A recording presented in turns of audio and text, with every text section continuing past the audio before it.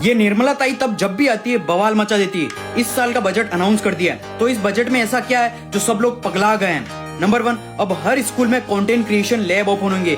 Creative fields, editing, story telling, copy writing, content writing, अब ये field सिर्फ side hustle नहीं है, अब तगड़े फील्ड बनेंगे। तो इस फील्ड से कुछ भी सीखना है तो मुझे फॉलो जरूर कर लेना।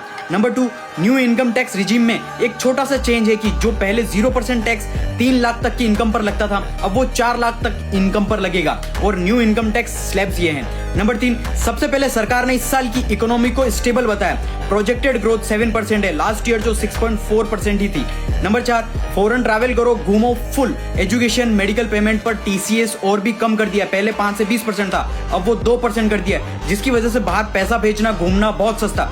नंबर 5, ट्रेडिंग करने वालों की जान ही निकाल दी है, क्योंकि तुम्हारी STT सिक्योरिटी ट्रांजैक्शन टैक्सेस बढ़ा दिया है, जिसकी वजह से तुम लोग ट्रेडिंग करना अब बहुत महंगा एक्सपेंसिव पड़ेगा। नंबर 6, अब फॉरेन इन्वेस्टमेंट और पोर्टफोलियो इन्वेस्टमेंट स्कीम के थ्रू डायरेक्टली तुम लोग इंडियन स्टॉक में इन्वेस्ट कर पाओगे।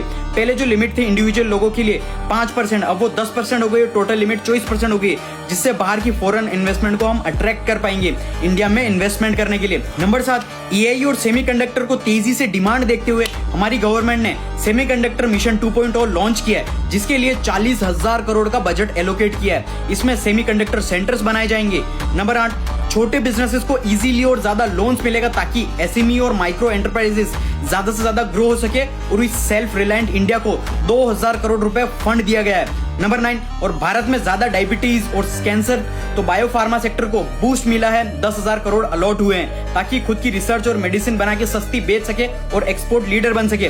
नंबर 10, और जो foreign companies data centres India में सेटअप करेगी, उन्हें 2047 तक टैक्स बिल्कुल भी नहीं देना पड़ेगा। नंबर 11, और अब इंफ्रास्ट्रक्चर भी बूस्ट होगा, क्योंकि 12.2 लाख करोड़ का कैपेक्स मिला है, जो इन्वेस्ट होगा रोड्स, रेलवे, हाउसिंग, इंडिया का इंफ्रास्ट्रक्चर पर इन्वेस्ट किया जाएगा, जिसकी वजह से raw material, cement, steel, employment को बूस्ट मिलेगा बजट में। ऐसा कुछ खास तो नहीं है, लेकिन देखते हैं हमारी गवर्नमेंट कितना पैसा लगाकर भारत को कितना ग्रो करती है। और भी तगड़े वैल्यूएबल कंटेंट आने वाले हैं, तो मुझे फॉलो जरूर कर लेना।